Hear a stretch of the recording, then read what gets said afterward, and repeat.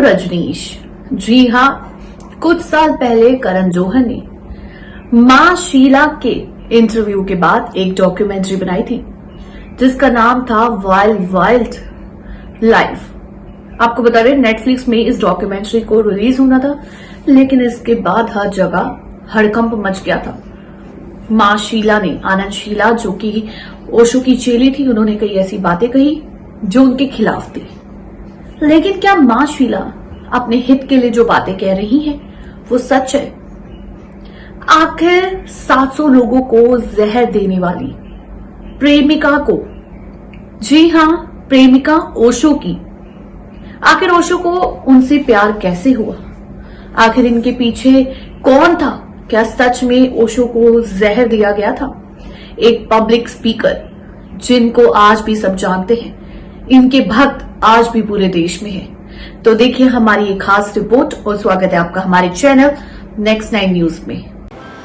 Netflix पर release हुई documentary wild wild life. जी हाँ, करण जौहर की ये डॉक्यूमेंट्री जो ओशो और आनंद शीला पर थी। आपको बता दें, जब ये डॉक्यूमेंट्री आई तो इस डॉक्यूमेंट्री ने बहुत बवाल मचा दिया।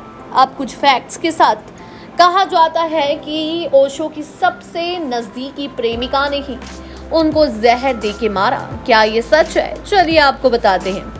यदि हम तथ्यों की माने तो ओशो रजनीश को जहर देने में जब शीला असफल रही तो उसने अमेरिकी सरकार के साथ मिलकर ओशो के खिलाफ षड्यंत्र रचा और फिर अमेरिकी सरकार ने उन्हें गिरफ्तार कर जहर देकर मरने के लिए छोड़ दिया। ओशो की प्रेमिकाएं तो बहुत थीं, लेकिन कथित रूप से विश्वासघात सिर्फ एक ही ने किया और उसका नाम है शीला, जो पहले कभी मां आनंद शीला थी। उसका असली नाम है शीला अंबालाल पटेल। साल 1949 में बड़ौदा के एक गुजराती परिवार में जन्मी शीला को सिर्फ पैसों से प्यार है। उन्होंने अपने एक इंटरव्यू में कहा था, मैं आज भी ओशो की प्रेमिका हूँ। सही है शीला जी, ओशो की प्रेमिका बने रहने में ही लाभ है। बहुत सालों बाद शीला ने अपनी किताब को हिंदी में लिखने का इसलिए मन बनाया क्योंकि हिंदी का बाजार भी अब समृद्धि हो चला है और ओशो के सन्यासियों की संख्या भी पहले से 10 गुना ज्यादा हो गई है। यदि 20% सन्यासी ही ये किताब खरीद लेते हैं तो काम बन जाएगा। आखिर शीला उसी समाज का हिस्सा है जो धन के अलावा कुछ सोचता ही नहीं। यह आधुनिक युग है, यहाँ प्रेम का अर्थ और महत्व समझना मुश्किल है। शीला ने अपनी किताब में खुद लिखा है कि उनकी दिलचस्पी आध्यात्मिक ज्ञान में नहीं थी, वो तो रजनीश से प्यार करने लगी थी। शीला कहती है कि वो आज भी रजनीश की प्रेमिका है। रजनीश उन लोगों से कतई मतलब नहीं रखते थे जिनकी रुचि ध्यान अध्यात्म उनमें नहीं होती थी। वो बहुत जल्द ही ऐसे लोगों को चलता कर देते थे। दूसरी बात ये कि आप आज भी उन्हें अपना प्रेमी क्यों मानती हैं? जब आपको रजनीश ढोंगी, सेक्सी, नशेड़ी और गैर आध्यात्मिक व्यक्ति लगते हैं तो उनकी प्रेमिका कहलाने में आपको तो शर्म महसूस होनी चाहिए। वहीं ओशो रजनीश की पूर्व निजी सचिव शीला ने एक वार्तालाप में कहा है कि ओशो रजनीश अपने नियम और कायदों के समाज का निर्माण करना चाहते थे, इसलिए उन्होंने हर कानून, नीति और वैधता को भुला दिया। ओशो रजनीश की पूर्व सचिव आनंद शीला ने अपने वार्तालाप don't heal him the story of my life with Bhagwan Rajneesh में अपने उस समय के अनुभव, अवलोकन और भावनाएं व्यक्त की है जब वो ओशो रजनीश के साथ काम कर रही थी। 1981 में ओशो रजनीश की सहायक के रूप में नियुक्त हुई शीला ने 1985 में इस पद को छोड़ दिया था।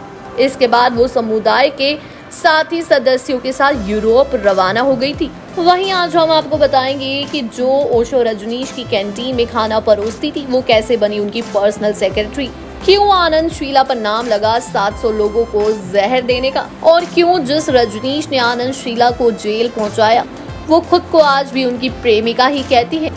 चलिए आपको बताते हैं कि इन दोनों की मुलाकात कैसे हुई। आचार्य रजनीश, जी हाँ, आपको बता दें, ये जब ओशो बन चुके थे उनके पुणे स्थित आश्रम में ही शीला अंबालाल पटेल यानी मां आनंद शीला से उनकी पहली मुलाकात हुई। शीला का जन्म 28 दिसंबर 1949 के गुजरात में हुआ। 18 साल की उम्र में पढ़ाई के लिए अमेरिका चली गई। वहीं पढ़ाई पूरी होने के बाद उन्होंने शादी कर ली। जी हाँ, बता दें, उन्होंने मार्क हैरिस सिल्वरमैन से शादी कर ली थी। साल 1972 में वो अपने पति के साथ आध्यात्मिक अध्ययन के लिए भारत आई। पुणे स्थित ओशो के आश्रम में पहुंची।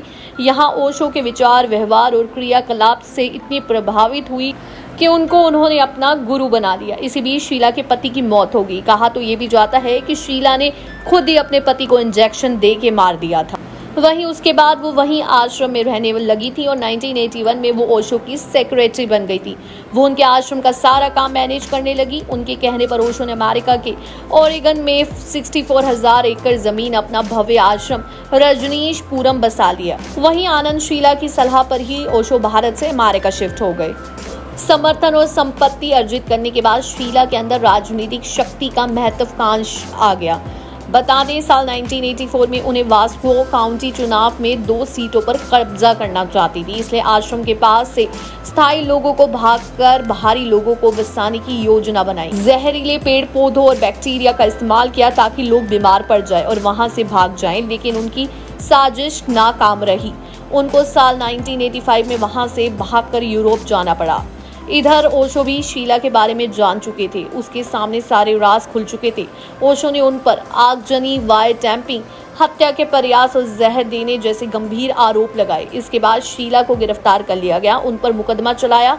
कोर्ट ने उन्हें 20 साल की जेल की सजा सुना दी, लेकिन महज 39 साल की जेल में उसके बाद उन्हें रिहा कर दिया गया। इसकी वजह से शीला अपने अच्छे कार्य व्यवहार को बताती हैं। चलिए अब आपको बताते हैं कि ओशो की रहस्यमयी मौत कैसे हुई। साल 1985 में ही शीला की गिरफ्तारी के बाद ओशो भारत वापस लौट आए। 19 जनवरी 1990 को 58 ईयर के ओशो पुणे स्थित आश्रम की उनकी रहस्यमयी मौत हो गई। मौत का आधिकारिक कारण तो हार्ट अटैक बताया गया, लेकिन उनके शिष्यों का कहना था कि अमेरिका के जेल में रहने के दौरान उनको खाने में जहर दे दिया गया था।